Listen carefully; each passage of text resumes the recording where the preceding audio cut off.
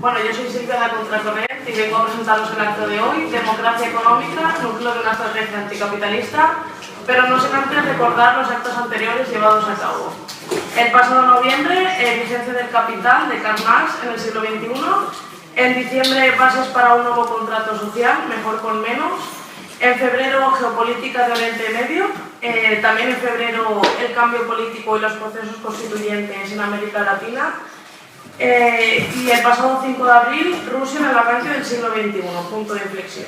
Ahora sí, presentar la ponencia de hoy, Armando Fernández Esteico, nacido en Madrid en 1960, es investigador, ensayista y profesor en la Universidad Complutense. Además de la agricultura ecológica, cultiva profesionalmente los campos de la historia, la sociología y la economía política. Autor de numerosos artículos sobre temas de sus varias especialidades académicas, sus publicaciones más recientes son Las pistas falsas del crimen organizado, en 2008, e Izquierda y republicanismo, el salto a la refundación, en 2010, donde hace un llamamiento a la refundación de la izquierda para que asuma el protagonismo de un movimiento que impulse una salida de la crisis más grave que ha sufrido el capitalismo desde 1929. Además, es colaborador habitual de las revistas Socialismus en Hamburgo y El Viejo Topo de Barcelona. Ahora sí, le cedo la palabra a nuestro invitado de hoy, pero sin antes agradecerle su asistencia. Gracias, Silvia. Gracias por invitarme. Gracias a Contracorriente. Gracias a todos por invitarme por este fabuloso campus. Voy a hablar de... Tengo varios libros más recientes, no es que haya publicado tanto, pero alguno más reciente hay. Yo me dedico últimamente al tema de las finanzas ilícitas, paraísos fiscales y esas cosas, y es ahí donde estoy trabajando en este libro. Bueno, sin embargo, hace ya tiempo que yo trabajé de forma intensa el tema que nos ocupa hoy, el tema de la democracia económica. Voy a desarrollar una ponencia de tipo global, de tipo político, al final aterrizando tal vez un poco en la práctica, pero hablando con Héctor y Beca, pues viendo una especie de visión de conjunto de esta idea, de esta estrategia, que no es una estrategia desconocida, pero tal vez ese nombre parece que esconde algo que desconocemos, pero realmente son muchas cosas que conocemos, pero que deberíamos arracimar en forma de una estrategia sistemática, consciente, que es la que en este momento toca, ¿no? Los momentos de crisis, como sabemos, son los momentos en los que más importante es la formulación de alternativas, y esas alternativas que existen no son fáciles de imponer. Me voy a abstener de hablar de correlaciones de fuerzas, de político, de alianzas, etc. Voy a centrarme entonces en este concepto, ¿no? Democracia económica, núcleo de la estrategia antineoliberal, ¿no?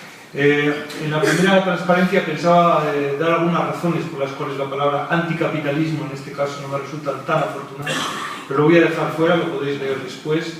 No es que piense que haya que, digamos, no haya que tratar al capitalismo como un sistema histórico y que tiene que tener un fin y un sistema destructivo que no puede solucionar los grandes problemas de la humanidad, pero políticamente esa palabra no es la que me parece más importante. Me parece más interesante el concepto antineoliberal, que se puede definir como una especie de el neoliberalismo, una etapa histórica del capitalismo. La palabra capitalismo sugiere una ahistoricidad, un funcionamiento siempre parecido a sí mismo, que hace muy difícil que sea utilizable para diseñar estrategias políticas concretas que siempre son el producto de un momento histórico determinado, con contradicciones concretas, etcétera, etcétera. Pero ese tema lo voy a dejar fuera. Bien, ¿qué es una estrategia antineoliberal? Vamos a ver aproximadamente qué entendemos por estrategia antineoliberal, para luego hablar cuál es el papel que puede jugar la democracia económica en el contexto de esa estrategia.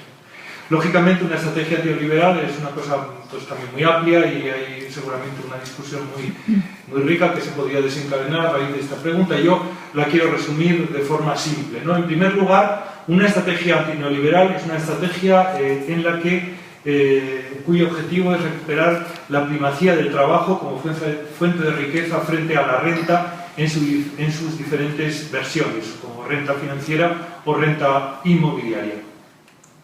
En segundo lugar, colocar el trabajo en el centro implica la creación de una base productiva nueva basada en sectores social y ecológicamente sostenibles, es decir, algo así como una nueva política industrial. En segundo lugar, se trata de encontrar fórmulas para repartir un trabajo que, como consecuencia del aumento de la productividad, es la única forma de darle trabajo a todos, ¿no? Hay que repartir el trabajo y reducir, por tanto, la jornada de trabajo. Tiene que ser una estrategia en la que las conquistas democráticas nacidas de la Guerra Civil Europea, básicamente el periodo de entreguerras, las dos guerras mundiales que generaron enormes sufrimientos en Europa y que llevaron a la aceptación de la necesidad de un orden democrático con todas sus contradicciones en Europa. Hay que recuperar también esa, digamos, esa conquista histórica de los años 50, 40-50, y muy importante y cada vez más importante, una estrategia antineoliberal tiene que ver con algo así como la necesidad de subordinar el sector financiero, la industria financiera que se llama ahora, ¿no? La industria financiera es una palabra bastante equívoca, ¿no? Vamos a llamar el sector financiero a las necesidades y a los intereses de la producción a largo plazo, lo cual nos retorna al primer punto de los dos. Yo estoy en ATAC y hay muchas organizaciones que se dedican a reflexionar sobre esto. No vamos a insistir mucho en el tema de las finanzas, pero es muy importante tenerlas en cuenta porque, desde luego, si no tocamos las finanzas hay muy poco que hacer, ¿no? Hay muy poco que hacer. El margen de maniobra que tenemos en este momento, con una situación en la que las finanzas tienen una primacía absoluta frente al trabajo, las finanzas son siempre renta financiera, son siempre remuneración de propiedades, no de trabajadores. En este contexto es muy difícil encontrar cauces y espacios para plantear una democracia económica, pero las finanzas están en una situación muy crítica y posiblemente el año 2016 y 2017 sean los años en los que asistamos a grandes cambios, ¿no?, en el mundo financiero que pueden abrir justamente esta perspectiva de cambio también en el mundo del trabajo. Esperemos. Bien, yo tengo aquí dos hipótesis, ¿no? La primera es que la estrategia antineoliberal no acabará nunca de fraguar, de consolidarse, de hacerse algo así como una estrategia realista, si no se combina con un proyecto de democratización económica y empresarial relativamente fuerte, ¿no? Primera hipótesis. Segunda hipótesis. Se han acumulado históricamente recursos ahora, después de 30 40 años de Fordismo, es decir, hacia principios del siglo XXI, para que este proyecto resulte exitoso, tenga vías de posibilidades de que sea exitoso.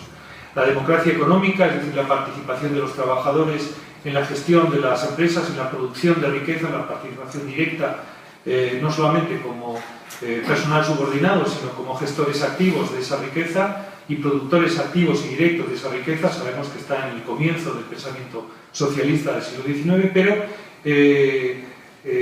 ha sido los experimentos que ha habido experimentos que han tenido un resultado desigual. Muchos de ellos han fracasado porque no habían madurado las condiciones, porque no había recursos de ciertos tipos para sacarlo adelante. Este tipo de proyectos. Hoy en día, esa es mi hipótesis, existen muchos más recursos y eso hace más realista esta salida o esta estrategia en el contexto de una, digamos, de una alternativa, de una estrategia antineoliberal. Vamos a ver, el punto de partida de esta reflexión sobre qué es la democracia económica, sobre la democracia económica, es una contradicción de fondo que anida en la esencia misma del sistema capitalista. Y es que, por un lado, existe una tensión de fondo, ¿no? Una tensión bastante irresoluble entre el Código Civil, es decir, la propiedad privada, los medios de producción en este caso, y el interés general que suele estar plasmado en las constituciones. Esa contradicción entre Código Civil, que defiende la propiedad de tipo moderno, de tipo burgués, ¿no?, y el interés general que le atribuye, le asigna a cada persona, por el hecho de ser una persona, una serie de derechos constitucionales y inalienables, realmente son muy difíciles de solucionar y van a estar siempre ahí. Esto significa, esta contradicción significa que los ciudadanos, las personas, dejan de ser ciudadanos cuando atraviesan el muro o la entrada de una empresa, ¿no? En ese momento se convierten en factores de producción, se convierten en subordinados, se convierten en trabajadores asalariados, no son libres como lo son fuera de esa empresa. Y eso genera pues una contradicción, pues digamos, sustancial, ¿no? Es decir, las personas dejan de ser ciudadanos plenos cuando atraviesan las puertas de una empresa. La democracia la democracia económica es un conjunto de experiencias, de estrategias y de reflexiones más o menos estratégicas, cuyo objetivo último es, digamos, convertir o completar esa idea de ciudadanía que dentro del capitalismo es muy difícil de realizar, sino imposible, y es que los ciudadanos lo sigan siendo también en el ámbito de las empresas, que sean ciudadanos libres, activos, con sus derechos y sus obligaciones, lo mismo que son fuera de la empresa, lo sean dentro de ella, ¿no? Esta es un poco la idea general con la que nació el concepto de democracia económica, que fue una propuesta de los sindicatos alemanes en el año 1927, en el periodo de entreguerras, y tenía como objetivo el introducir esa lógica ciudadana en las empresas y combatir la autocracia empresarial, ¿no? En la Segunda República también se tomó esta tradición, ese acervo, y se dieron pasos muy importantes, ¿no?, para darle algunos derechos de codecisión a los trabajadores. Se crearon comisiones paritarias y se avanzó mucho en el año 31. Es un poco el resultado también de esa discusión del periodo de entreguerras, ¿no? Ya veremos más adelante cómo continuó esta discusión, ¿no?, hasta hoy. Bien, los términos afines al concepto de democracia económica pues son democracia industrial, participación en la empresa, consejos económicos y sociales democráticos, en fin, hay todo un acervo de experiencias, de teorizaciones, de proyectos, de propuestas que están todas relacionadas con esta idea fundamental de base, que es la que acabo de explicar, y es esa contradicción, ¿no?, de la naturaleza de las personas cuando están dentro y fuera de una empresa. Bien, la primera hipótesis la sostengo, la afirmo, la reafirmo, la demuestro, la intento demostrar, porque la experiencia histórica nos ha demostrado que una y otra vez, cuando se ha, no se ha tratado el fenómeno democrático como un todo indivisible, un todo orgánico, que incluye la democracia política, la democracia en el acceso a la educación, la democracia en el acceso a la salud y la democracia económica también. Es decir, cuando se ha aislado el concepto de democracia y reducido a la democracia política, la propia democracia política no ha durado mucho tiempo, ¿no? Este es el sino, este es el drama de las democracias liberales, que empezaron a multiplicarse poco a poco a finales del siglo XIX y que generaron pues, una situación en la que ellas mismas pues, sucumbieron, ¿no?, a la situación de desigualdad social, al auge de los fascismos y pues a ese periodo de entreguerras que convirtió prácticamente a toda Europa, menos a unos cuantos países, en sitios, en países en los que la democracia política, en el sentido más sencillo, más tradicional, dejó de existir, ¿no? Entonces, frente a esta idea, hay que introducir la idea y hay que, tenemos constancia empírica de que a lo largo de la historia, cuando la democracia se ha tratado de esta forma, ha estado siempre en peligro. La propia democracia política. Es decir, la democracia es un contexto, es una realidad orgánica, una realidad interrelacionada en la que todas las manifestaciones de esa democracia, porque al final democracia es acceso mayor o menor acceso generalizado a los recursos, ¿no? Si hay una distribución de esos recursos de forma igualitaria entre los recursos económicos, tenemos una democracia económica y social. Si la educación y la información se distribuyen entre un sector muy amplio de la población, tenemos un reparto equitativo de esa información y de esa educación y por tanto tenemos una democracia en el acceso a la educación, etcétera, etcétera, ¿no? Entonces, como decía, la única forma de mantener incluso de la consistencia de la democracia política, de una democracia, digamos, reducida a lo político, la única forma es ampliar ese concepto y aplicar una noción de democracia amplia, orgánica, que afecte o que incluye también la democracia en la empresa, social y el acceso a la educación, etc. Esto es una constatación empírica, después daré algunos ejemplos, ¿no? Bien, después de la primera, he dicho que el periodo de entreguerras fracasó, se intentaron experimentos democráticos en Europa sin pasos hacia la democratización también económica y eso fracasó. Y después de la Guerra Mundial, la Segunda Guerra Mundial, los gobiernos se pusieron de acuerdo en que la única forma de evitar el desastre una vez más era, democratizar el acceso a la cultura, el acceso a la información, el acceso a la educación, el acceso a la riqueza e incluso, por efecto de la presión de los sindicatos y de los ciudadanos, ¿no?, someter a las empresas, sobre todo a las grandes empresas que habían colaborado con el fascismo, que habían sido fundamentales para el triunfo del fascismo en muchos países, incluidos los Estados Unidos, donde no triunfó el fascismo, pero sí se dieron situaciones extremas, ¿no?, de acumulación de poder por parte de las grandes multinacionales, los grandes trusts, como se decía en esa época. La única forma de, digamos, de iniciar un proceso democrático en lo político era controlar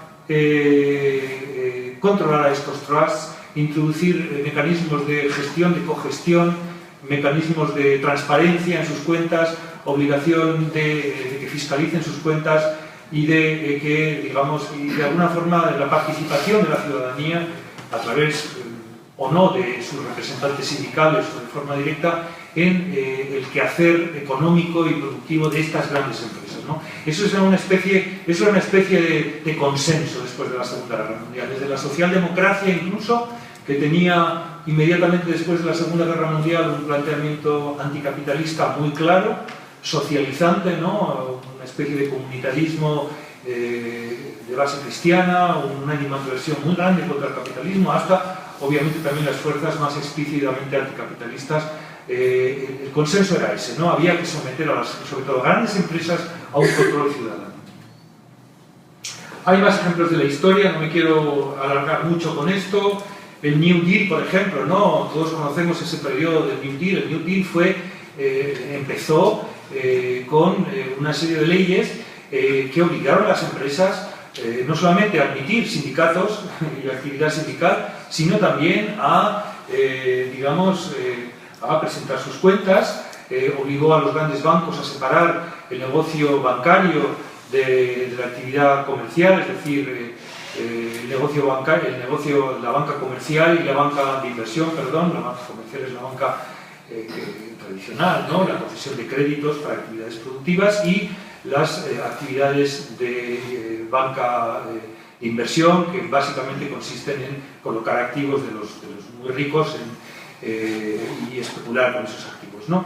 Entonces, ese New Deal, pues, se produjo un cambio fundamental en las finanzas norteamericanas, porque se les obligó a los bancos de ese país, que eran enormemente poderosos, a separar ese tipo de negocios, ¿no? Y eso es lo que, en definitiva, permitió durante 30-40 años conceder créditos a la producción y generar un orden económico más o menos justo, mínimamente justo, dentro del capitalismo, pero que asegurara, pues, una estabilidad política y un sistema democrático más o menos perfecto, pero en cualquier caso que pasaba por el reconocimiento del sufragio universal, por derechos democráticos básicos, etcétera, etcétera. Esto no habría podido hacerse si, por ejemplo, en los Estados Unidos no se hubiera legislado, se hubieran tomado medidas legislativas bastante estrictas para controlar, para subordinar, ¿no?, la actividad de estas grandes empresas a la actividad política, al control político, ¿no?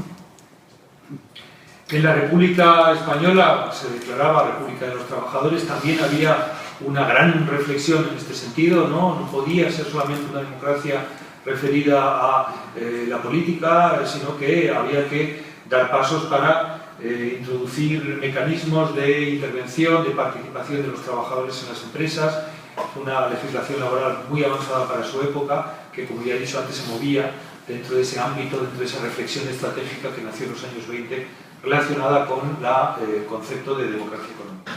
Más ejemplos, después de la Segunda Guerra Mundial, ya lo he comentado. En los años 70, los grandes movimientos de los años 70, a partir del 68, fueron movimientos en los que se pedía más democracia, ¿no? La democracia era considerada, tal y como estaba definida en ese momento, una democracia muy imperfecta, muy delegadora, y sobre todo una democracia en la que permanecían fuera las empresas.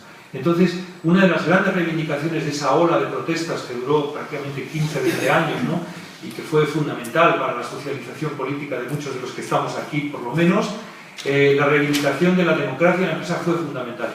Tengo que reconocer que en España no lo fue. En España, con esa transición tan compleja y tan contradictoria y tan, digamos, imperfecta que se hizo, quedó fuera este debate, desgraciadamente, pero en otros países como Suecia, Francia, Alemania, incluso Gran Bretaña, la democratización de las empresas fue un gran programa de democratización general de las sociedades, ¿no?, que incluye otra forma distinta de ver la democracia política en sí misma. Es decir, esta noción orgánica e interdependiente del fenómeno democrático que no podía en ningún caso dejar fuera a las empresas. Eso fue uno de los grandes ejes de las reivindicaciones, de las movilizaciones de esa época, de esos 15 años, aproximadamente entre el año 65, 68 y el año 80, 80 y tantos, 85, que es cuando, digamos, empieza a introducirse el neoliberalismo ya y a hacerse hegemónico y empiezan a retroceder esas fuerzas y esos bloques políticos, ¿no? Bien, el neoliberalismo nace en Gran Bretaña, todos sabemos, la contrarreforma de Margaret Thatcher, la lucha o la muerte contra los sindicatos británicos, esa huelga tan fundamental que perdieron los sindicatos, también por algunos errores propios desde mi punto de vista, pero que en cualquier caso significó una antes y un después. Margaret Thatcher lo primero que hizo fue suprimir todas las iniciativas legislativas que los laboristas habían puesto encima de la mesa, tendentes a democratizar las grandes empresas británicas, ¿no? El informe Bullock es un informe interesantísimo que se elaboró y fue un comité de expertos, ¿no? Y que consistía en el razonamiento político del que acabo de hacer yo, ¿no? Es decir, no podemos dejar a espacios tan importantes para la economía, para la convivencia de todos los británicos en manos de un consejo de administración que no está votado por nadie, sino que simplemente refleja una propiedad, ¿no? Las sociedades democráticas no pueden funcionar con una lógica de propiedad, sino que tienen que funcionar, aun respetando la propiedad privada, tienen que funcionar con una lógica política, sobre todo cuando estamos hablando de empresas de más de 1000 trabajadores que tienen una influencia decisiva, ¿no? Sobre la vida social en Inglaterra. Ese informe fue, lo primero que hizo Margaret Thatcher fue quitarlo encima de la mesa y las medidas primeras fueron encaminadas justamente a devolverle a los empresarios el monopolio en la gestión empresarial y dejar claro que eso es una especie de derecho natural que tiene la propiedad y que resulta intocable, ¿no? Bien, voy a dar dos ejemplos más para que veáis algo que todos sabemos, pero que no hemos reflexionado en profundidad sobre ello, sobre las consecuencias que tiene sobre la propia idea democrática, es decir, la relación, la vinculación de la democracia económica con el resto, ¿no? Del fenómeno democrático, que se puede entender, como veremos más adelante, también de muchas formas, ¿no? En España, en los años 90, los gobiernos españoles, en esa época el gobierno del PSOE, empieza en el año 92-93 respondiendo a esa tremenda crisis con la privatización de empresas públicas e incentivando la creación de multinacionales españolas, ¿no? Con una serie de apoyos fiscales masivos se incentivó esa andadura exterior de las empresas españolas. Hasta entonces no había multinacionales españolas, lo cual tuvo varias consecuencias encadenadas cuyos últimos eslabones todavía sufrimos, ¿no? En primer lugar, la primera consecuencia es que una buena parte de la actividad inversora de estas grandes empresas, muchas de ellas públicas y por cierto unas empresas que habían funcionado muy bien, donde digamos, el nivel de cualificación medio de la población era mucho más alta, donde la paridad entre hombres y mujeres era mucho más alta, donde la calidad de los productos era mucho más alta y por eso se vendieron muy caras, ¿no? Estoy pensando en Repsol, en Iberia, en Endesa, ¿no?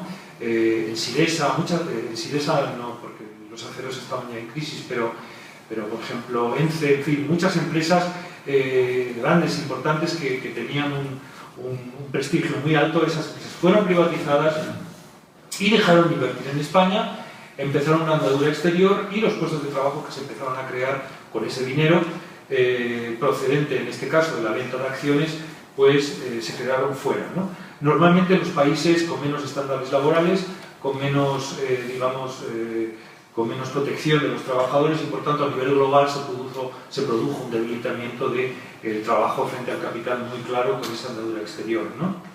En España se siguió perdiendo empleo hasta que, como ya sabemos, en el año 97 aparece el milagro de las recalificaciones urbanísticas, de lo que sabéis mucho en Valencia, ¿no? Pero eso no fue una recuperación del empleo basado en la industria, sino basado en una renta inmobiliaria y por tanto en la propiedad más que en el trabajo. La segunda consecuencia es que estas empresas, como todas las multinacionales, a partir de ese momento dejaron de pagar impuestos, no solamente en España, sino en los países donde tenían sus inversiones, ¿no? Con esquemas fiscales muy sofisticados. Estas empresas hasta ahora, y ese es el gran debate que tendríamos que tener en este momento, generan una riqueza destruyen patrimonio humano, porque obviamente para producir hay que desgastar la fuerza de trabajo, que si no se repara con impuestos, con hospitales, etc., se va desgastando y se va, digamos, empobreciendo la población. Hay una destrucción del medio ambiente que tampoco se puede reparar, hay unas infraestructuras que se desgastan en los países en los que se genera esa riqueza que tampoco se puede reparar cuando no se pagan impuestos. Bueno, pues esas empresas, las 35 del IBEX, tienen prácticamente todas en este momento conduits, es decir, empresas pantalla, empresas conducto que les permiten minimizar su presión fiscal, de forma que no pagan ni en España ni en los países en los que tienen la mayor parte de su actividad, ¿no? La tercera consecuencia es que una cantidad de dinero impresionante que se genera en el resto del mundo, entre otros casos, entre otras formas por parte de estas empresas españolas, es una riqueza que se crea, pero como no se grava, es una empresa que acaba en paraísos fiscales, de forma que, digamos, la actividad económica que se genera a nivel planetario pues no revierte sobre las poblaciones que han participado en la generación de esa riqueza. En España, por ejemplo, hasta la amnistía fiscal, solamente en concepto de patrimonio de familias adineradas, de evasores fiscales, personas es decir, individuos, ¿no? Había 150.000 millones de euros, ¿no? Depositados en paraísos fiscales, 150.000 millones no declarados, de los cuales una parte, 80.000 millones, fueron declarados y el resto no ha aflorado todavía, ¿no? Es decir, se han generado riquezas, las empresas se han generado, por cierto, con un montón de subvenciones a cargo del erario público español, de nuestros impuestos, pero esas empresas pues, no revierten nada sobre, o casi nada sobre nosotros, que somos los que al final lo hemos pagado. Otro caso más, otro ejemplo más de necesidad de control ciudadano de esas empresas, porque es la riqueza que los ciudadanos hemos generado, en este caso, en parte, ¿no? O los ciudadanos de otros países, porque esto hay que verlo ahora de forma obviamente global, ¿no? Otro ejemplo más, las cajas de ahorros famosas, ¿no? Las cajas de ahorros famosas han sido durante 150 años los bastiones más importantes de las finanzas populares de este país. Han aguantado guerras civiles, han aguantado revoluciones, ¿no? ¿Por qué? Porque eran las instituciones financieras en las que se recaudaba, se reunía los pequeños ahorros de los pueblos, de los lugares olvidados, ¿no? Los lugares donde no había nada que sacar, para reinvertirlos en puentes, en pequeñas infraestructuras, en escuelas, etc., ¿no? Como todos sabemos que tras la liquidación de la banca pública de los años 90, la liquidación de la banca pública en los años 90 convirtió a las cajas prácticamente en los únicos lugares donde la ciudadanía, aunque de forma muy problemática, ¿no? tenía a elegidos, ¿no? Elegía miembros elegidos por ellos que tenían presencia en los consejos de administración. Por tanto, eran lugares en los que directamente había algo así como una participación ciudadana en la gestión de esos activos, que eran, por cierto, de los propios ciudadanos, eran los ahorros de los ciudadanos, ¿no? Los activos de las cajas de ahorros eran más de la mitad de todos los activos, tenían más dinero depositado que los bancos, ¿no? Al final eran nuestros ahorros, ¿no? Bueno, pues nosotros, a través de nuestros representantes sindicales y partidos, teníamos presencia en esas cajas para que nos representaran teóricamente, ¿no? Digamos que el neoliberalismo y la desregulación del uso del suelo, todas esas políticas terribles, ¿no? que se pusieron en marcha a partir de mediados de los 90, generaron una ola de especulación inmobiliaria que, unida a la falta de empleo a nivel local, digamos, arrastraron a las cajas hasta a un proceso económico, a unas inversiones insostenibles que acabaron muy mal, porque precisamente no se sustentaban en el trabajo, sino sustentaban en la renta inmobiliaria, en las recalificaciones, de solares, etcétera, etcétera, ¿no? Esto las quebró en pocos meses, después de haber sido, como digo, durante 150 años unos espacios estables, relativamente solventes, casi todas, ¿no?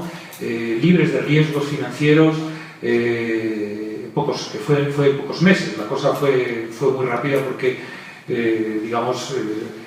los procesos se destaparon en pocos meses, aunque los pufos se habían ido acumulando a lo largo de los años anteriores, ¿no? Bien, la consecuencia de esto, de esta pérdida, fue que las finanzas desreguladas por las políticas neoliberales que pusieron en marcha los gobiernos español y europeos y occidentales en general se comieron de alguna forma ese espacio de participación ciudadana en las finanzas, de decisión ciudadana indirecta en el destino de sus ahorros. La segunda consecuencia es que se produjo desde entonces pues, una reducción drástica de las inversiones de las cajas de ahorros a nivel local, ¿no? Los ayuntamientos en este momento tienen ahora un problema aún más grave que antes y es cómo se financian en un entorno en que ya no tienen ese recurso, ¿no? Y en tercer lugar, esta conclusión, la conclusión que hay que sacar de la experiencia de las cajas de ahorros es que ojo con la democracia económica, ¿no? Es una cosa más compleja, ¿no? No es suficiente con elegir delegados, representantes de los ciudadanos y confiarles nuestros ahorros, en este caso en las cajas, sino que la nueva ola de democratización económica tiene que incluir de forma mucho más directa a los propios ciudadanos, tiene que haber una delegación mucho menos grande, tiene que haber un control ciudadano más estricto, en este caso de las cajas, pero también de otras formas de control de la actividad económica en los consejos económicos y sociales y también en las propias empresas, ¿no? Eso es una de las conclusiones que tenemos que sacar de la experiencia de las cajas y de las experiencias de participación en las empresas públicas de los años 70 y 80, ¿no? No es suficiente con delegar a partidos políticos, a sindicatos, nuestra voluntad, sino que tenemos que encontrar mecanismos en los que los ciudadanos, los que pagamos los impuestos, los depositantes de esos ahorros, en el caso de las cajas, tenemos que tener más capacidad de intervenir de forma más directa en el devenir de esas finanzas, de esos activos que son básicamente los nuestros, ¿no? Bien, voy a decir un par de cosas que ya he mencionado, pero voy a recordar, ¿no? Para que la ciudadanía tenga más capacidad de intervenir en las actividades económicas de las empresas públicas y privadas, en las instituciones financieras, en los consejos económicos y sociales, en los ayuntamientos, es decir, en todos aquellos espacios en los que ellos son productores o bien ciudadanos que han pagado impuestos y tienen derecho y la obligación, ¿no?, de coparticipar en la transparencia, en la decisión de dónde van a parar esos impuestos. En este proyecto expresado de forma general, tienen que darse, para que salga adelante, para que sea posible, tienen que darse algunas circunstancias. No se trata de ir mañana ahí a reivindicar no sé qué participaciones, no sé qué empresa, ¿no?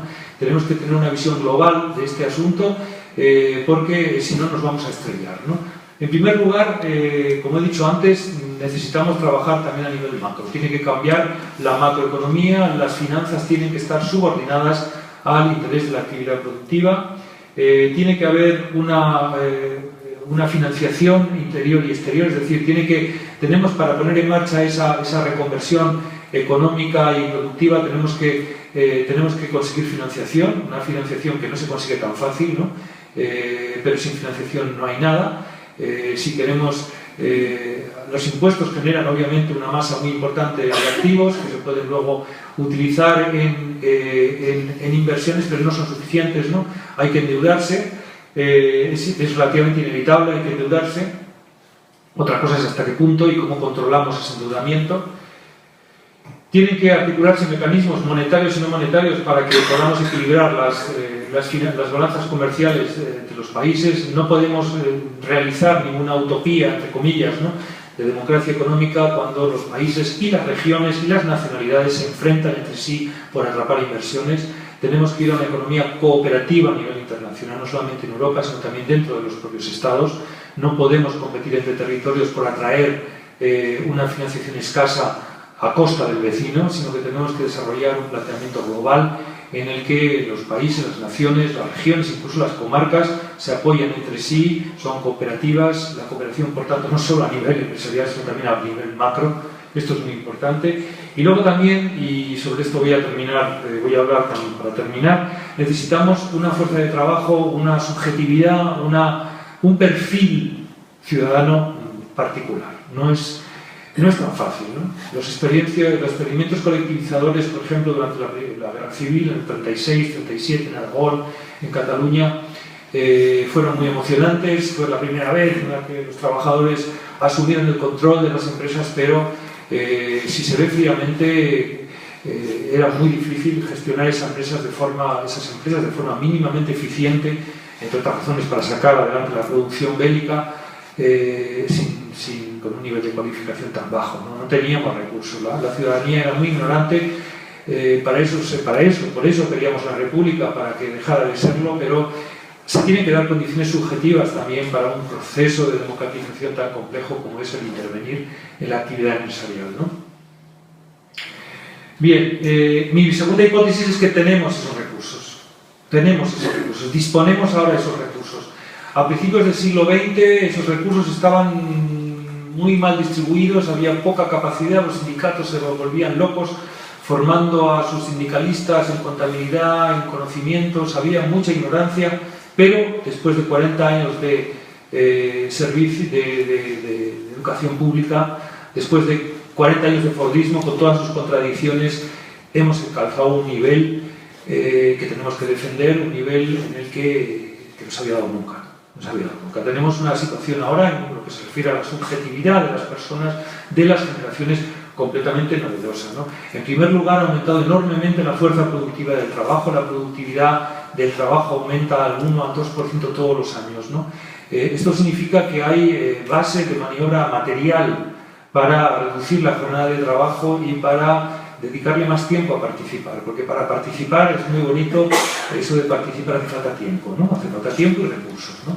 Porque si no, los que participan son los que no tienen nada que hacer, los que están estudiando con todos los respetos, ¿no? Los que no tienen familia, y al final, ¿quién participa? Pues los que pueden, ¿no? Y las mujeres que tienen trabajo doméstico y trabajo no doméstico están asfixiadas y no pueden participar, y los trabajadores precarios que están... En fin, ese tipo de cosas también hay que ponerlas encima de la mesa cuando queremos hablar de un orden en el que más ciudadanos participen realmente de forma sistemática, continuada, no como una moda, sino como una cosa estructural en la gestión de lo de todos, ¿no?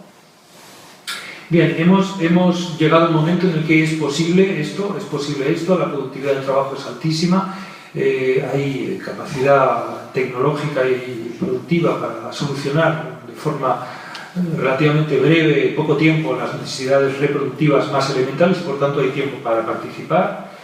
El precio del dinero está disminuyendo secularmente, hay dinero de sobra en el mundo. La crisis no es una crisis de escasez, como dice Angela Merkel, sino es una crisis de sobreabundancia, igual que en los años 30 sobra dinero. Hay recursos económicos impresionantes, lo que pasa es que están en manos equivocadas, ¿no? Los tipos de interés tienden a cero, y eso es un acontecimiento histórico, y eso significa que tenemos dinero, financiación barata para iniciar ese proceso de reconversión productiva, ¿no? Y en segundo lugar, en tercer lugar, lo de la subjetividad, que es lo que voy a pasar a desarrollar ahora. Vamos a ver, los modelos de democracia económica posteriores a la Segunda Guerra Mundial se basaban en una profesionalización de la actividad sindical y política, ¿no? Esa profesionalización, que está muy denostada en España y en otros países ahora, dada la experiencia, ¿no?, era en ese momento absolutamente necesaria. El nivel de analfabetismo era muy alto, la cualificación de los trabajadores era muy baja, y la figura del profesional, ¿no?, ¿cómo se llamaba?, el cuadro político y sindical era una figura no arbitraria, ¿no? Realmente era una parte de las clases trabajadoras que habían tenido la suerte de tener un poquito de formación más que el resto, ¿no? El resto todavía no tenía recursos, y además las jornadas de trabajo eran interminables, duraban naturalmente hasta el sábado, y pensar que el domingo, después de todo eso, se quiere uno poner a participar en gestionar la empresa, obviamente es una barbaridad.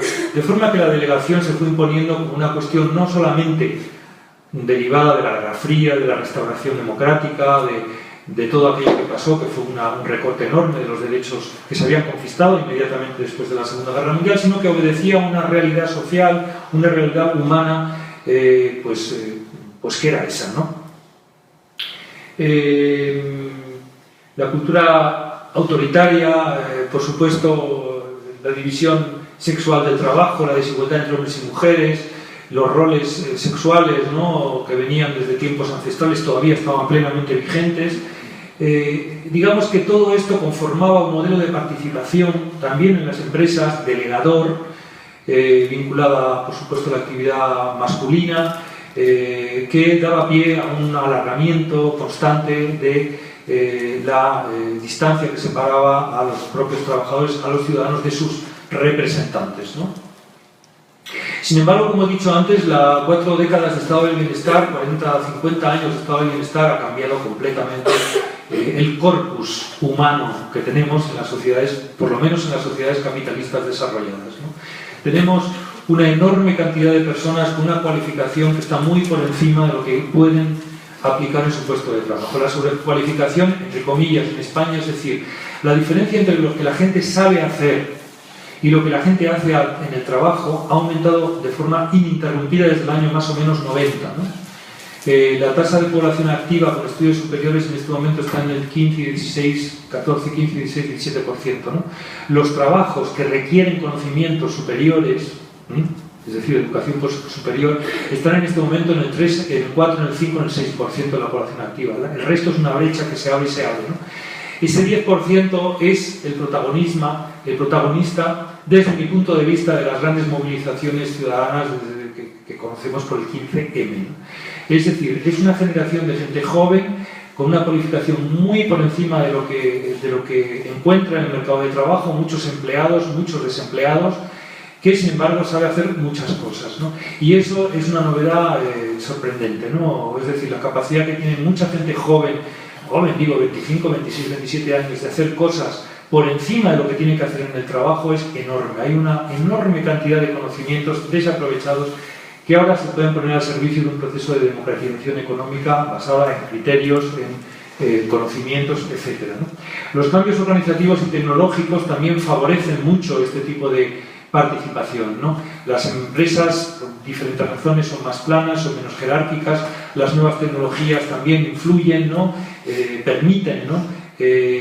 Perfiles profesionales mucho más flexibles, mucho más horizontales.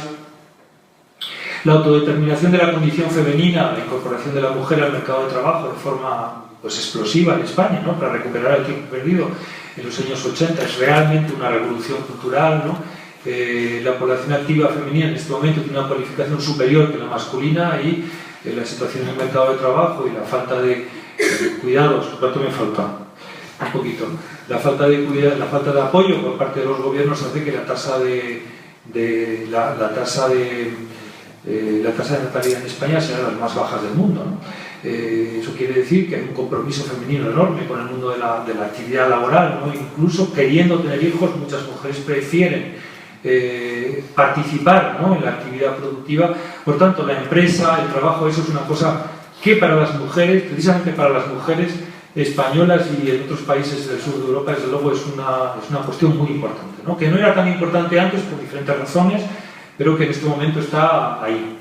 En fin, todo esto está llevando a que esté surgiendo un perfil de personas, de ciudadanos, a los que es cada vez más difícil convencer, ¿no? Que tienen que dejar de ser ciudadanos en la entrada de las empresas, ¿no? Las empresas tienen muchos conflictos con esto, ¿no?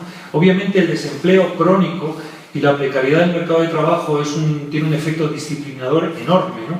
Eso hace que las cosas no se hagan mejor en las empresas, que no se vincule más a la gente en las empresas, sanear el mercado de trabajo es muy importante para poder darle una oportunidad a la participación en el trabajo. Pero incluso ahora las empresas están reconociendo, ¿no? Que son mucho más flexibles, que son mucho más productivas en el sentido amplio del término, mucho más innovadoras cuando la gente participa, cuando esa subjetividad se pone al servicio del trabajo y cuando hay un compromiso con lo que se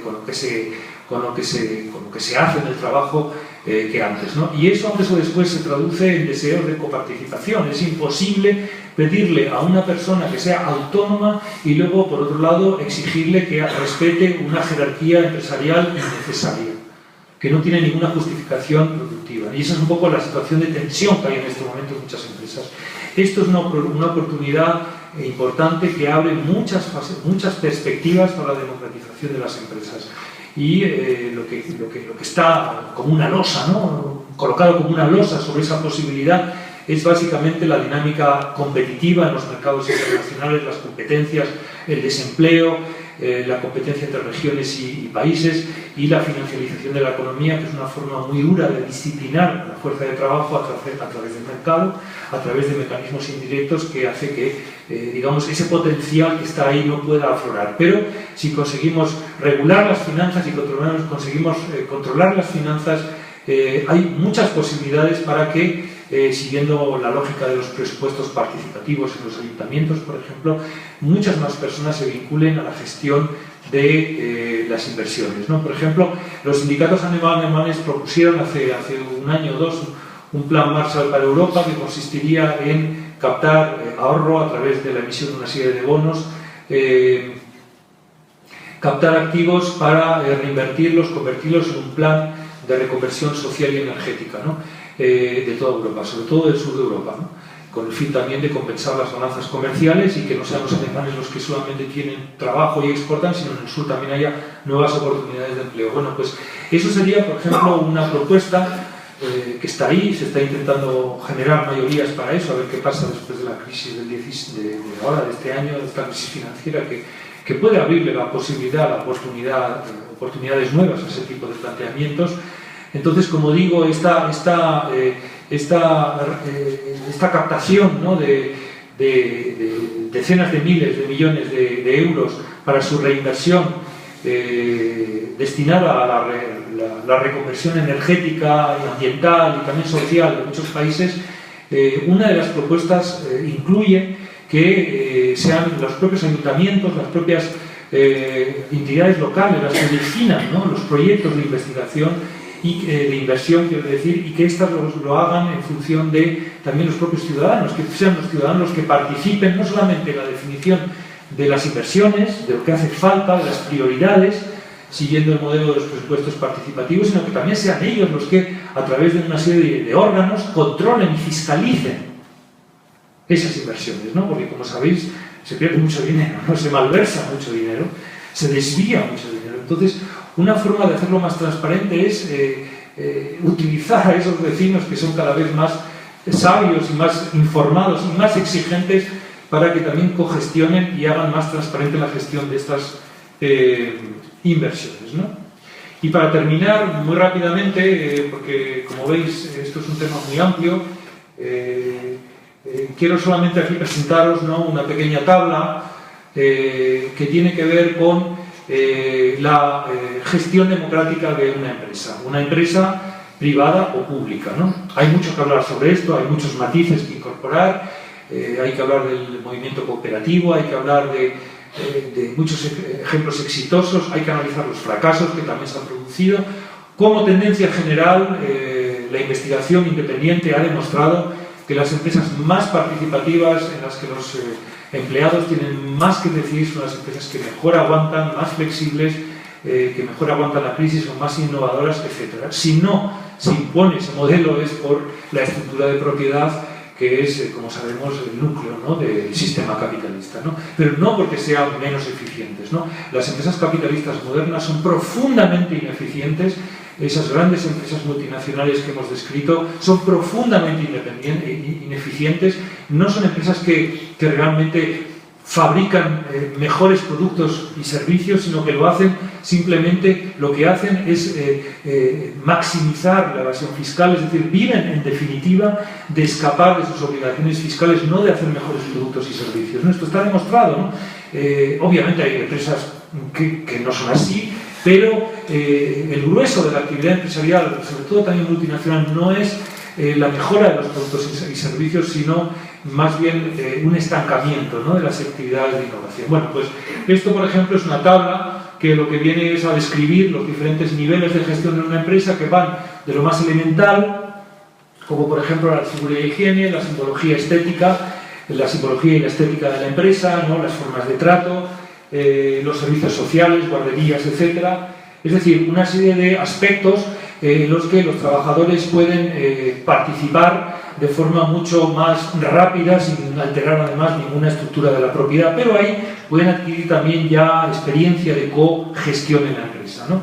Los grados de participación se refiere a el nivel a los que a los que pueden participar los trabajadores. Obviamente, la participación puede ir de un máximo, y es decir, que consiste básicamente en tener una representación mayoritaria en el Consejo de Administración, son los propios, eso es autogestión de alguna forma, los propios trabajadores tienen mayoría en ese Consejo y por tanto deciden mayoritariamente las grandes cosas, hasta que no exista absolutamente ningún derecho ni siquiera de notificación, el derecho de información, el derecho de consulta, que no exista a ningún nivel, es decir, que la empresa ni siquiera esté obligada a informar a los trabajadores de lo que va a hacer. Bueno, pues entre estos dos digamos, niveles de participación hay toda una escala que depende de la legislación laboral, que depende de la correlación de fuerzas, también de la capacidad que tengan los sindicatos o los representantes de los trabajadores de poner este tema encima de la mesa. En España, como he dicho, ha sido un tema olvidado en la transición, que es cuando había que haberlo puesto,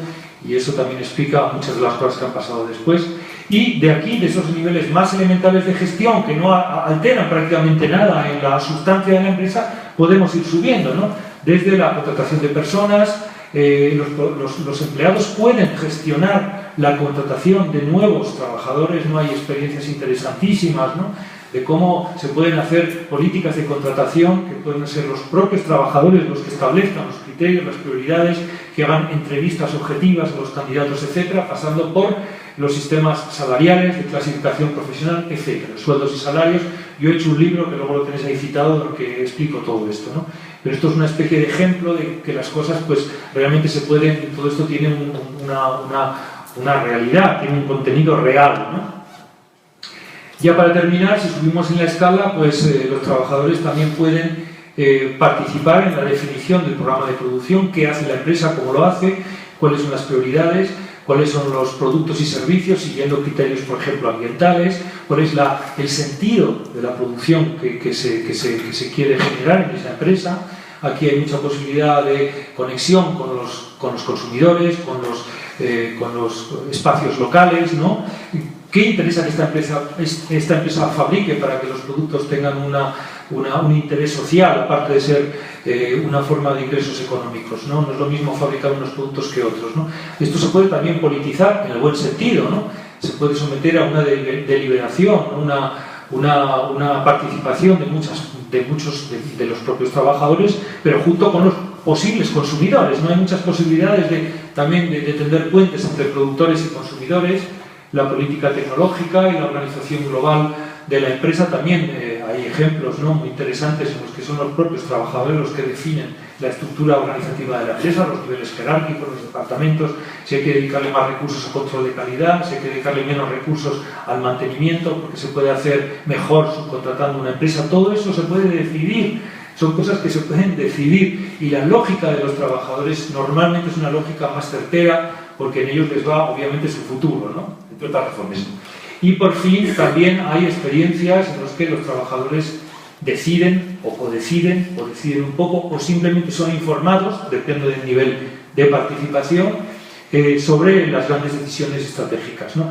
Cómo se distribuye el excedente, cuánto se le paga a los accionistas, cuánto se destina a sueldos y salarios, cuánto se destina a inversiones, etcétera, etcétera, ¿no? También sobre esto hay muchas cosas y muchas experiencias que son interesantes y que había que recuperar, ¿no?, de los años 70, en parte 80, y afilar un poco el lápiz para, y con esto termino, empezar a explorar también esto, el mundo de la empresa, el mundo de la participación en la gestión económica, para poder profundizar en esa estrategia neoliberal. Y una última frase. Una de las grandes debilidades de la izquierda tradicionalmente ha sido la producción, ¿no?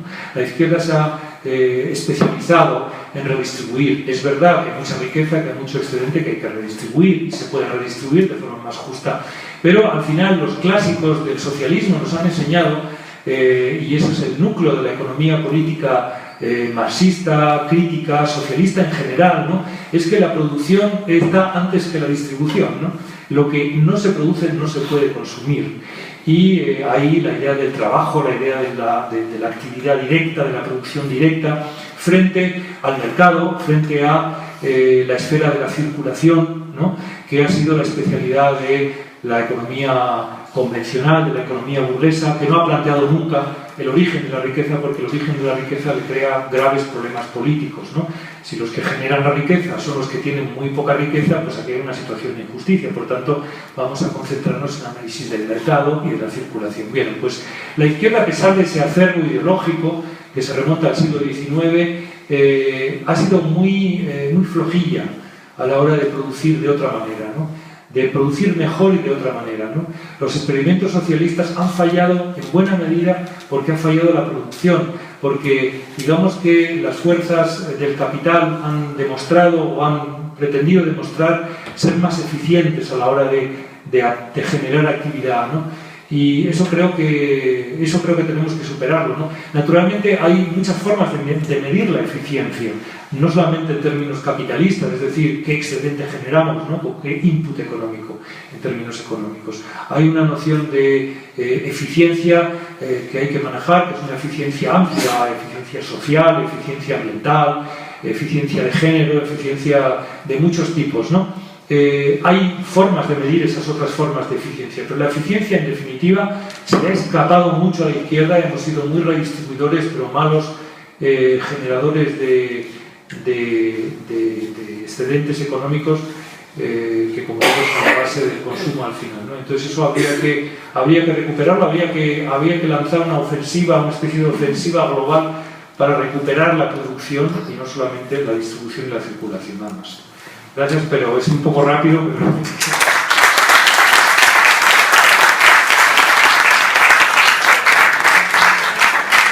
Bueno, pasamos ahora a la ronda de preguntas. Si quieren hacer alguna, la hacen. A usted alguna.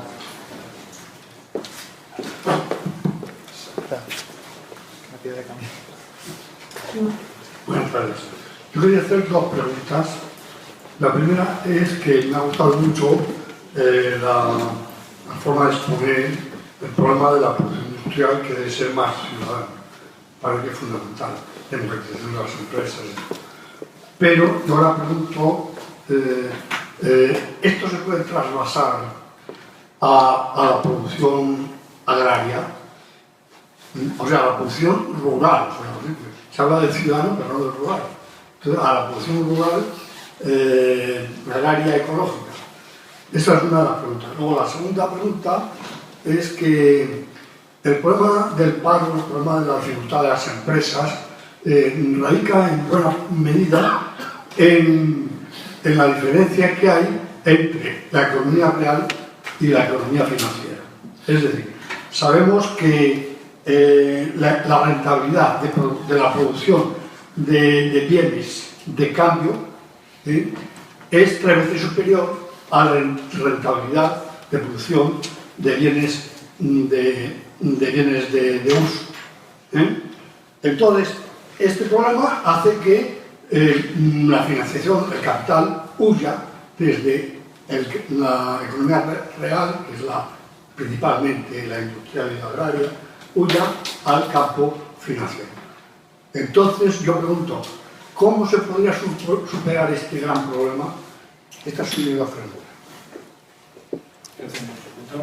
Pues si quieres, hacemos turno y después contestas en bloque. Vale. Sí. Buenas tardes. Una pregunta muy concreta. El factor del trabajo, el coste del trabajo, es un coste variable. A través de los convenios colectivos y de las negociaciones se puede conocer el coste variable a través de un tiempo. Entonces, si eso es sinónimo, el conocer y el prevenir el coste ese variable, fijo, digamos, es sinónimo de eficiencia, ¿por qué es tan rígido y es tan reticente el poder político, ya no digo el económico, el poder político para cargarse todos los medios de negociación que hay? O sea, me estoy refiriendo a través de las sucesivas reformas laborales que han hecho, han ido recortando derechos. O sea, cuando es una cosa que se podría plantear como una cosa de eficiencia económica. Eso es una pregunta. Y después otra también muy concreta. En el mundo académico que vienes, ¿cómo ves la posibilidad de romper el paradigma que existe de las ideas económicas que están imperando, a través de una evolución lenta, que lo veo muy difícil, o a través de una ruptura por el colapso del sistema.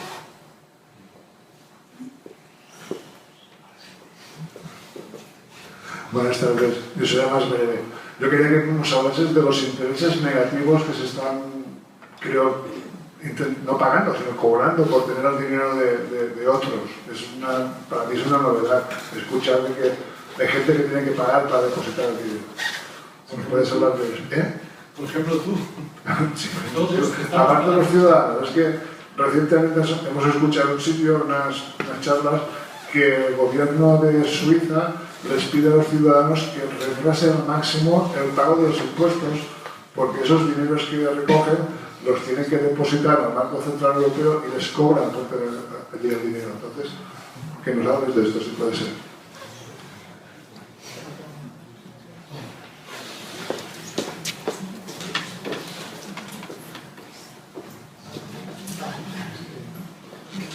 Sí, buenas tardes. Vamos a ver, el término democracia económica yo no entiendo, o sea, a mí me parece bastante marciano, y me explico. Democracia económica por un lado, democracia política por otra, democracia social por otra, democracia educacional. A ver, yo prefiero hablar de sistema capitalista y dentro del sistema capitalista ver qué democracias son posibles. La democracia política ya vemos qué democracia está resultando ser. Es una democracia que impuso el capitalismo y por lo tanto gana el capitalista. Y desde el punto de vista de pensar en una democracia económica, yo no concibo otra democracia económica que una situación de socialismo, pero el socialismo no del PSOE, sino el socialismo de los trabajadores. Entonces, yo creo que, vamos a ver, en la última hornada de neoliberalismo a partir de la señora Thatcher y Reagan fue la hornada del capitalismo popular. El capitalismo popular ha aprendido muchísimo a seguir explotando cada vez más a la gente trabajadora como única forma de supervivencia del sistema. Es decir, la única forma de supervivir el sistema capitalista para mí hoy en día es solamente a base de seguir explotando muchísimo más de lo que hace, no solamente al obrero individual, sino al obrero colectivo, a países enteros. Bueno, y lo digo por esto, porque el término, por ejemplo, democracia económica ha sido incorporado en los manuales de la empresa. Los manuales empresariales del ESIC y del ESADE y de todas las escuelas de negocios, la participación, la democratización de la decisión del trabajador parece que es la orden del día. Yo he trabajado en una multinacional un montón de años y sé de qué estoy hablando. Y cómo se nos ha dado voz, voto y todo lo que quieras, pero la plusvalía no te la daban. La plusvalía sería en el mismo sitio, en el Consejo de Administración y en los grandes accionistas. Es decir, las oligarquías existen más allá de las democracias y las oligarquías mandan. Y pase lo que pase, en Venezuela al final se impone la oligarquía, y se impone la oligarquía en Ucrania, y se impone la oligarquía en Siria y en todos los lados. Entonces, y yo no entiendo este mundo feliz de la democracia económica por dónde va. Y lo siento, será tan ácido. También lo sé.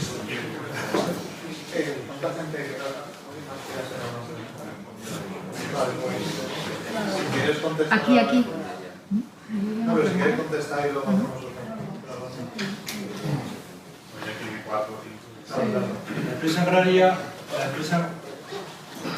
La empresa agraria yo creo que se expresa particularmente bien, ¿no? Sobre todo cuando detrás tiene a diferentes propietarios de tierra y los movimientos cooperativistas. El mundo de la actividad agraria primaria son de los más exitosos, ¿no? Precisamente. Yo creo que, bueno, esto es un mundo muy específico, como tú sabes, ¿no? Yo creo que el gran problema hay varios problemas en el mundo agrario. En primer lugar, un problema de cualificación, ¿no? Es un problema en el que los actores tienen poca cualificación, poco acceso a la información, tradicionalmente han sido mundos muy aislados. En segundo lugar, hay una gran desigualdad entre los diferentes cooperativistas y las diferentes personas. Hay una histórica cultura individualista en el campo, ¿no? Es decir, los pequeños propietarios, que son los que podrían estar beneficiados en mayor medida por unir tierras y por desarrollar actividades agrícolas conjuntas y más participativas, pues también tienen un perfil muy individualista que hace muy difícil. En fin, ese tipo de problemas existen en el campo, pero teóricamente es uno de los espacios en los que resultaría más fácil, y de hecho hay, bueno, en España llegó a haber 65.000 cooperativas. Otra cosa es cómo funcionan y si es suficiente argumentar desde el punto de vista de la propiedad, ¿no? Porque la democracia económica no es solamente un tema de juntar propiedades, sino que hay una serie de requisitos que se tienen que dar, ¿no? Tiene que haber una cultura de la cooperación y muchas otras cosas. Por eso yo he puesto el análisis, el énfasis también en la subjetividad de las personas, ¿no? Con personas con mentalidad tradicional es muy difícil crear un mundo productivo, una realidad productiva distinta, novedosa, ¿no? Y eso es muy importante, ¿no? La educación, la reeducación es muy importante.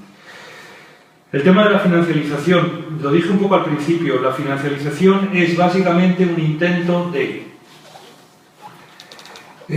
contestar a la tendencia a la caída de los beneficios empresariales a largo plazo, no desmontando la lógica económica de fondo, es decir, profundizando la acción inversora de entidades sin ánimo de lucro, entre comillas, es decir, el sector público, sino devolverle ese protagonismo al sector privado. A pesar de que el sector privado no gana en términos económicos ya los mismos beneficios, no cosecha los mismos beneficios que antaño. Es decir, se trata de devolver el protagonismo social a los actores privados, a pesar de que la tasa de beneficios es cada vez más baja. La primera medida que se toma es obviamente reducir salarios y precarizar las condiciones de trabajo, pero en contra de lo que piensa la gente, eso no ha generado un aumento de los beneficios empresariales tan espectacular, simplemente porque detrás hay una lógica de fondo que hace que el capitalismo tienda a una disminución de los beneficios, incluso reduciendo la presión fiscal, incluso reduciendo salarios. La tasa de beneficios tiende a caer. Eso es una ley que detectó Marx y que Keynes, sin haber leído a Marx, dijo algo muy parecido, ¿no? Eso es una cosa que se observa, ¿no? Que se puede constatar. Entonces, la financiarización es, en ese escenario, desviar los excedentes empresariales no a la inversión productiva que no genera beneficios suficientes, sino a un mundo, a un sector que sí genera beneficios para los propietarios de ese capital, que son las finanzas. Y crear una situación artificial con medidas políticas para que los activos financieros crezcan. En España pasó lo mismo en el año 97 con la recalificación del suelo.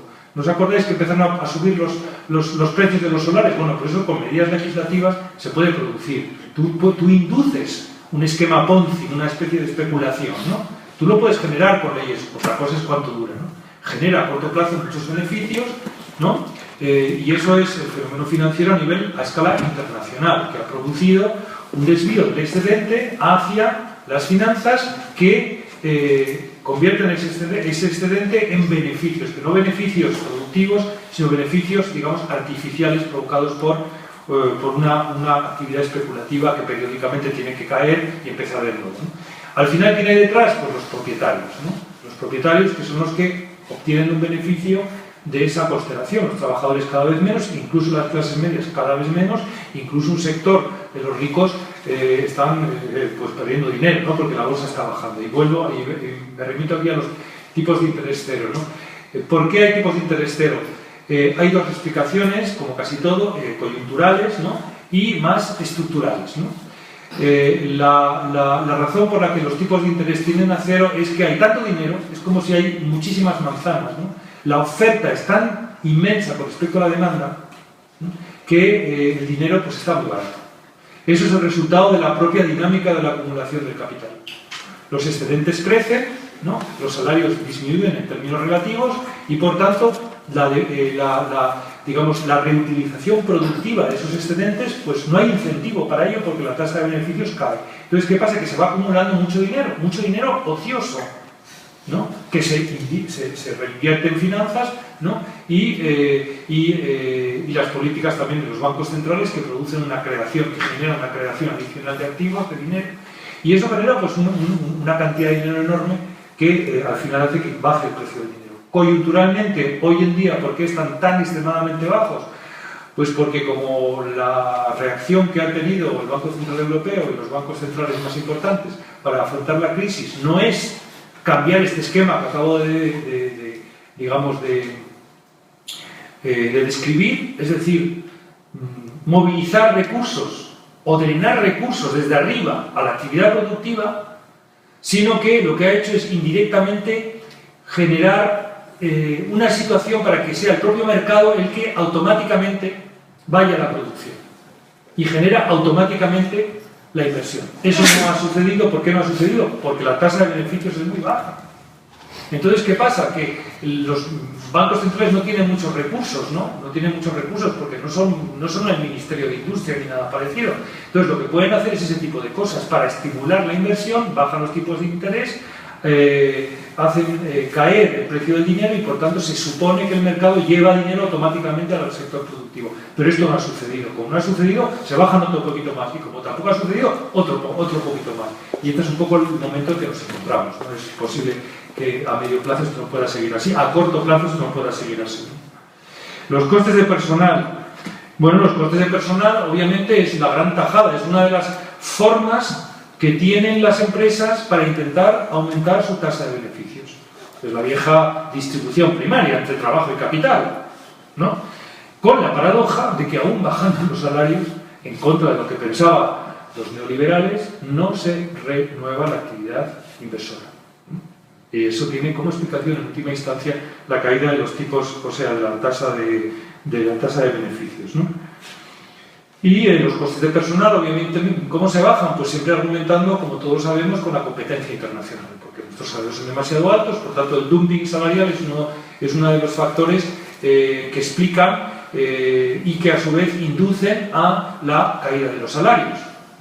Eso tiene que ver con lo que dijimos antes, con la andadura internacional de las multinacionales también, ¿no? Se crean todas las condiciones para que las multinacionales salgan fuera, inviertan fuera, y eso es una presión tremenda sobre los salarios dentro de los propios países, porque compiten en términos salariales entre ellos, y eso automáticamente es el mercado el que nos obliga a reducir salarios.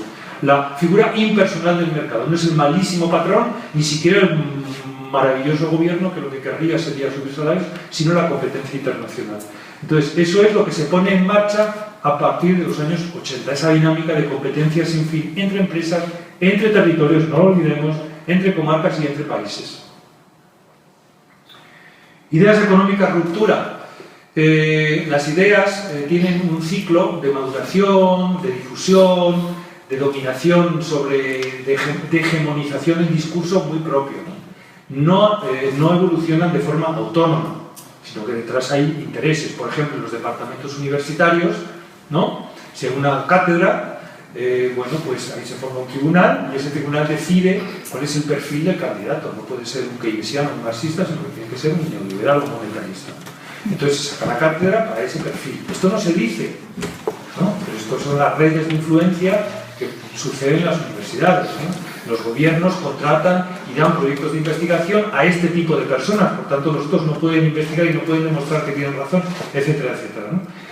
Obviamente los medios de comunicación apuestan por una forma de pensar y ahí tienen sus argumentos y su lógica, de forma que se va consolidando de esta forma, tanto a nivel científico como a nivel de los medios de comunicación, un determinado pensamiento. Eso no quiere decir que sea mejor ni más acertado. Imaginaros lo que ha pasado con la crisis. Todos esos modelos económicos han fracasado estrepitosamente. A pesar de todo, siguen siendo dominantes. ¿Por qué? Porque siguen siendo dominantes en las cátedras universitarias, ¿no? En las universidades, siguen siendo dominantes en todo el sistema científico-técnico, pero sobre todo siguen siendo dominantes en los gobiernos. Los gobiernos no han cambiado de política y, por tanto, digamos, es un sistema político, científico, mediático que se refuerza mutuamente, ¿no?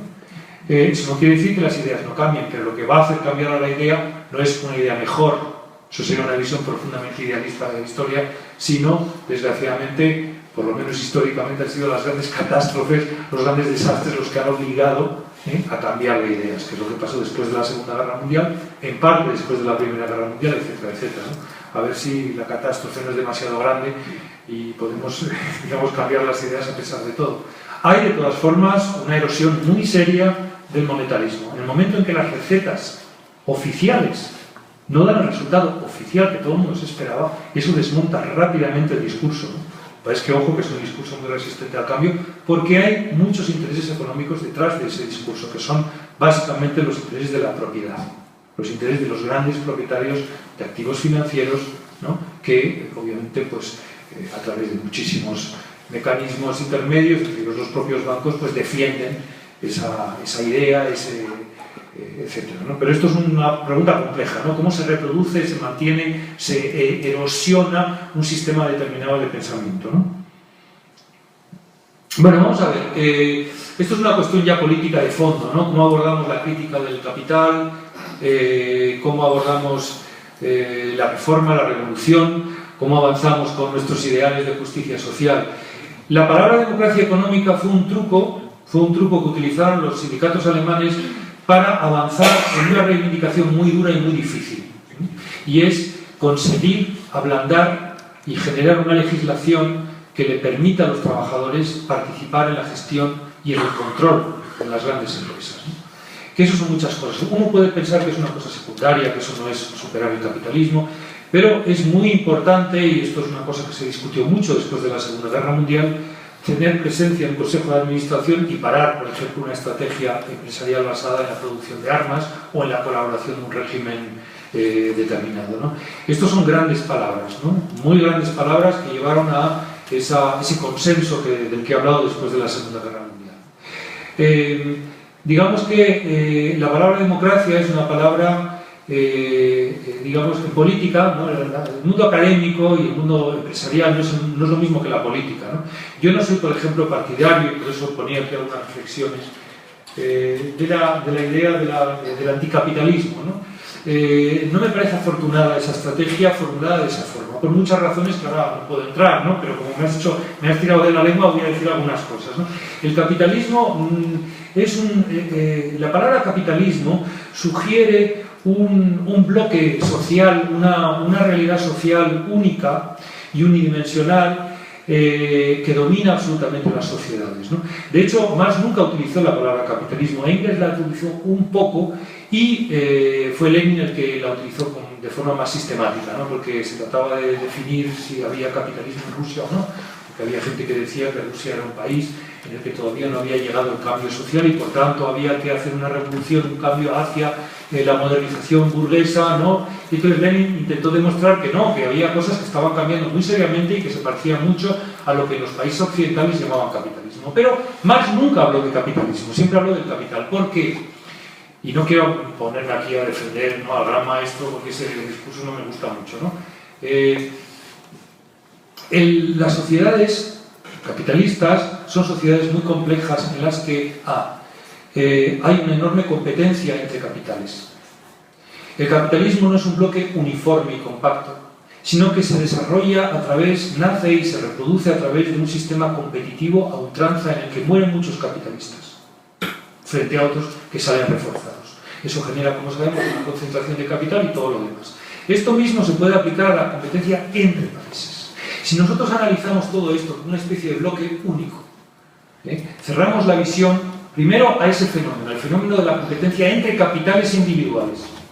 Si hablamos de capitalismo, no hay contradicción interna. Podemos decir que es un capitalismo en el que hay problemas internos, pero se sugiere una realidad compacta muy poco utilizable para estrategias políticas, porque para hacer política no es lo mismo que diseñar o describir un funcionamiento económico como hace el capital, sino que hay que encontrar las contradicciones del enemigo, ir avanzando, ir acumulando fuerzas. Es otro mundo, ¿no? Es otro mundo que no es el mundo de la academia. En segundo lugar, la palabra capitalismo no me gusta porque hace abstracción del hecho de que son sociedades en las que predominan también valores que no tienen nada que ver con los valores competitivos del capitalismo. Valores de reciprocidad, de cooperación, valores propios de la sociedad tradicional precapitalista Y esos son los valores y esas realidades son las que muchas veces pueden dar alguna esperanza para superar el capitalismo. Si hablamos de capitalismo como un bloque compacto, yo creo que se nos pierde la lupa para identificar dentro del capitalismo las fuerzas, los poderes, las condiciones que pueden llevar a una superación de una alternativa a ese sistema. Eso es lo que yo llamaría, lo que se llama, ¿no?, lo que llamábamos siempre la visión dialéctica, ¿no?, de la política. Es decir, si hay posibilidad de que se cambie el capitalismo, no es a partir de un sistema no capitalista que de repente triunfa como una especie de guerra civil contra el capitalismo, no, sino a través de la maduración de una serie de condiciones que realmente genera el capitalismo, pero que se vuelven en contra de la propia realidad, del propio modo de funcionamiento capitalista, ¿no? Entonces, eso es uno de los temas sobre los que se han discutido muchísimo, y yo no quiero cerrar la discusión, pero creo que tiene que ver con lo que tú dices, ¿no? Eso de, digamos, quitar la importancia, ¿no?, a este tipo de estrategias, que son estrategias gradualistas, es una cosa que tiene digamos, que habría que discutir mucho. Tiene razón eso de la participación en la empresa, eso es obvio, ¿no? Las empresas multinacionales y no multinacionales se han dado cuenta de que cuando participan los trabajadores, digamos, la tasa de beneficios aumenta, eso es evidente, ¿no?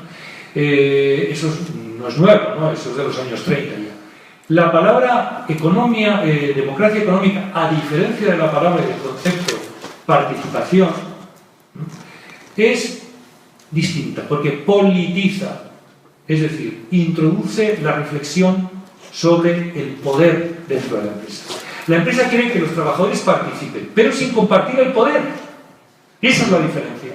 Mientras que la democracia económica, todo ese acervo ideológico y esas discusiones que incluyen pues, un montón de cosas, desde la democracia industrial de los años 20, principios, hasta la participación de los trabajadores, hasta muchos otros términos, ¿no? Esa estela, que es la que a nosotros nos interesa, y no la que tú dices, y no estoy de acuerdo contigo, plantea el tema del poder en la empresa. El poder es quien acapara los recursos de decisión en la empresa. Entonces a la empresa sí le interesa a nivel bajo, a nivel de los, digamos, niveles bajos de gestión, aquí, número uno, pues que decidan los trabajadores los colores de la pared, y si la guardería la lleva uno u otro, o el menú de las cantinas, déjales que participen. Ahora, lo que te garantizo es que a la empresa no le interesa nada que haya un nivel alto de participación de esta ratón. O sea, por aquí, que haya aquí una cruz. Aquí sí, aquí a lo mejor, pero a partir de aquí ya no. No. Este es el monopolio de la empresa. El concepto de democracia en la empresa es esa parte de la que plantea. Esa es la parte que plantea. Y no las propuestas de las empresas para que, con el fin de que sean más productivos, los trabajadores pues tengan una pared verde o tengan una pared azul para motivarlos, incentivarlos más y que trabajen más. No sé si...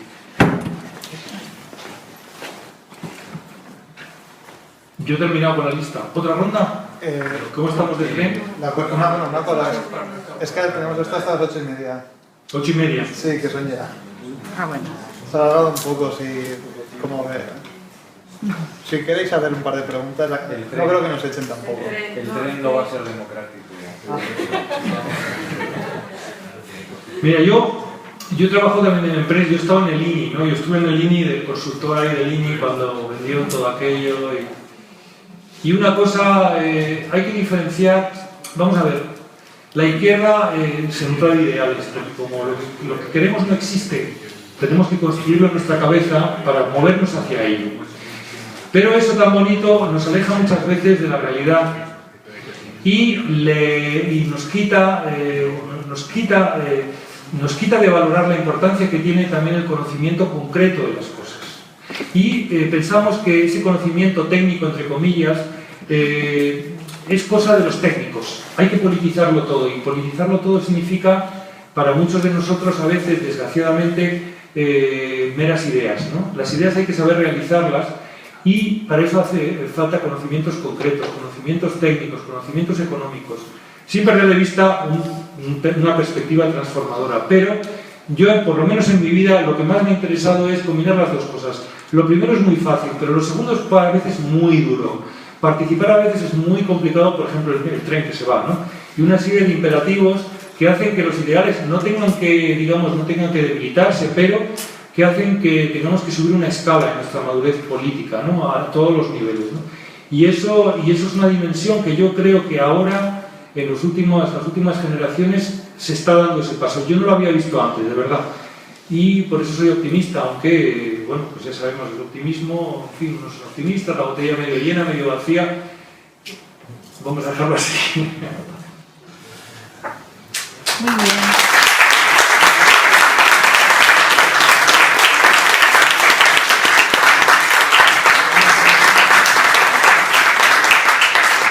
Bueno, hasta aquí el acto de hoy. Recordaros que nos podéis seguir por redes sociales como Contracorriente y Frente Cívico Somos Mayoría. Y nada, agradecer vuestra asistencia y la asistencia de Armando y hasta la próxima.